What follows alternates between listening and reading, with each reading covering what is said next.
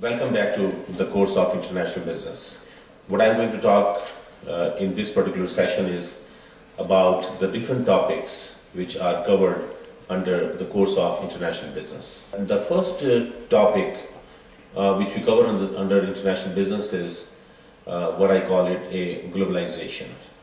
And what has happened to the international business over the last many years, that each and every country in the world in fact has become dependence on other countries in various products and services. So it is the matter of interdependence between the nations.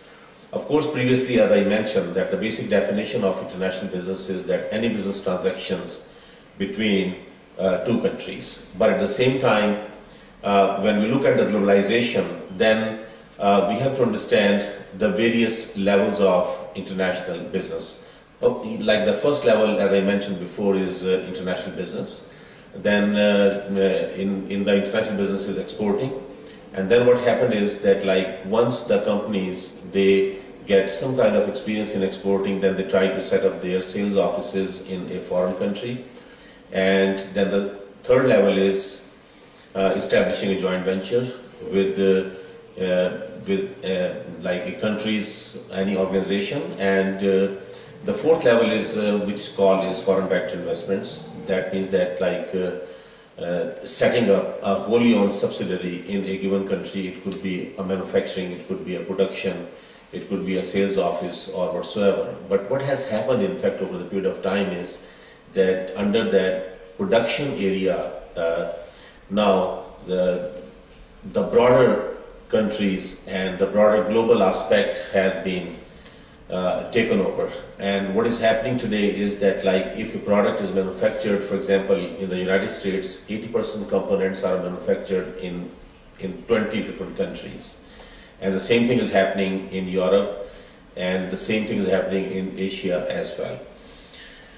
From globalization, in fact, then we move to the next area of international business, and in that particular area, it is basically fall under a definition of political economy.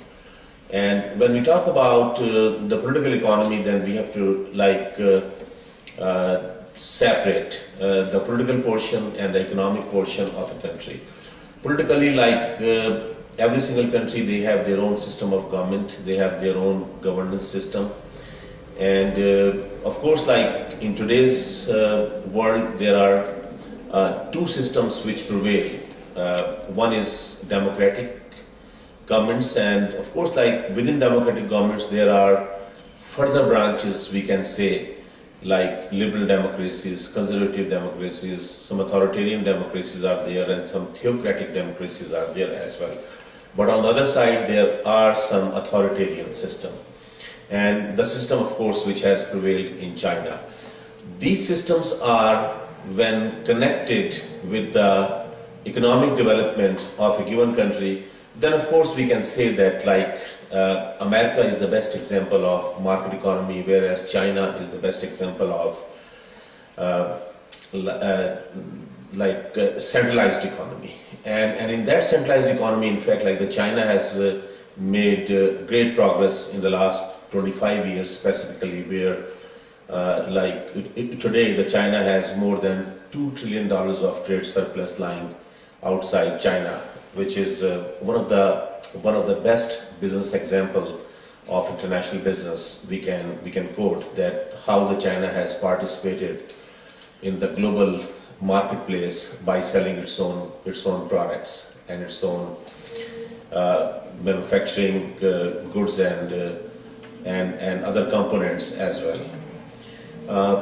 Within that economic era, yes, of course, by definition we can say that there are three basic parts of economies. The first is a market economy, which is just like a US, the free enterprise, 100% means of production are in private sector's hand.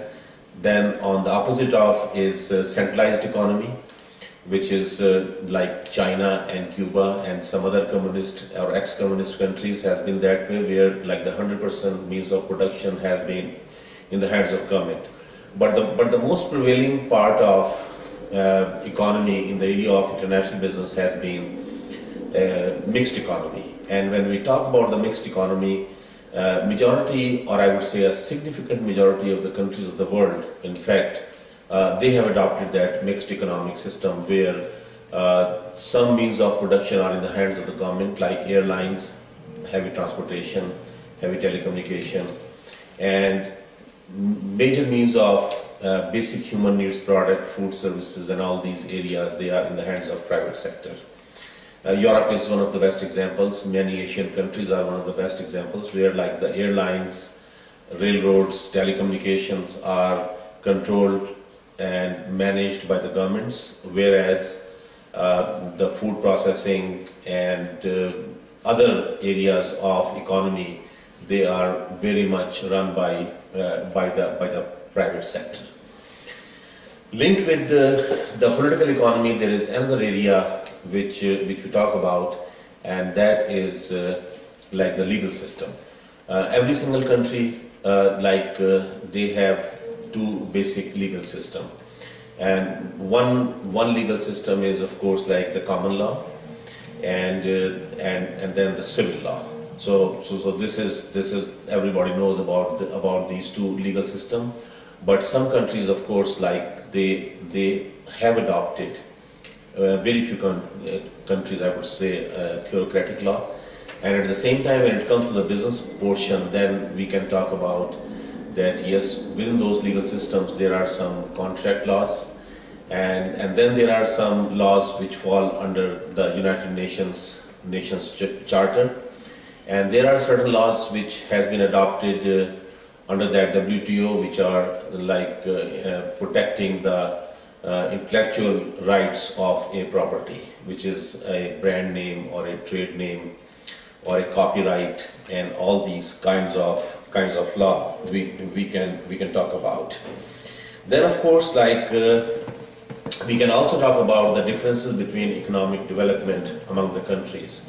When we talk about the economic development among the countries, then of course, like we can say that there are multiple factors. The first basic factors, of course, in every economy is its GDP, gross domestic product, and GNP, gross national product. GDP is very much domestic, whereas the moment you add international, then it becomes GNP. Then, of course, GNI, gross national income, also. That a country's the total revenues and the income, and at the same time, one major area where international businesses focuses is also called on purchasing power parity. That means that like every country, every single country, they have its own, within its own economy, the limitations on like the cost of foods or the cost of any services and the cost of living, and it also varies from country to country. For example, like the Japanese cost of living is way higher than the United States cost of living. At the same time, we can say that the Chinese cost of living is lower than American cost of living. The next area we cover into this international business course is, of course, about the cultural differences. Yes, the countries, they differ in cultures, and when we talk about the cultural differences, there are many factors which really comes into picture. The first cultural difference which comes into picture is that about the country's own internal situation. Internally, every single country, it has different types of societies: urban society, rural society. Then the countries have like differences among religion, of course. There are 5-6 religions across the globe. Christianity is the largest religion, and then the next large religion is Islam, then Hinduism, then Buddhism, Shintoism, Judaism. So every single country in the world, in fact, it has adopted or it follows some form or some kind of a religious belief or a religious theory. Of course, like there are certain multiple sects which are practiced within African continent, within Asian continent, and many times, in fact, we may not know all those things. But the major religions, of course, are which I have mentioned, and the practice of those religions, in fact, are very much culturally dominated by a given continent or by a given country. But of course, like the religious values across the board may be the same. And at the same time, language plays a major role in this particular area also. And when I talk about the language, then of course, like English is widely spoken language across the globe. Within the business world, like I'm not talking about that like English as a mother language or something like that. Of course, the largest language is Mandarin Chinese, and then of course like Hindi is another language which is understood, and Urdu as well in the Indian subcontinent, where most of the people of that subcontinent, which is approximately 1.3 to 1.5 billion population, they understand that language also. But of course, like certain languages which has dominated the international business field, there are two major languages, are English and French. But of course, like over a period of time now, Chinese, Arabic, and I would say that to some extent Spanish is also like making its place in the area of international business. The next topic we cover after that is dealing with ethics in the area of international business. When we talk about the ethics, in fact, ethics has like three dimensions. The first dimension of ethics is a personal ethic, that how ethical we are, and it depends, it varies from international manager to international manager, or I would say from one executive or one employee to the other employee on the personal level. Then the next ethical issue comes is that what are the organization's policies on these ethical issues, and the third area is that are the governments are ethical in this area.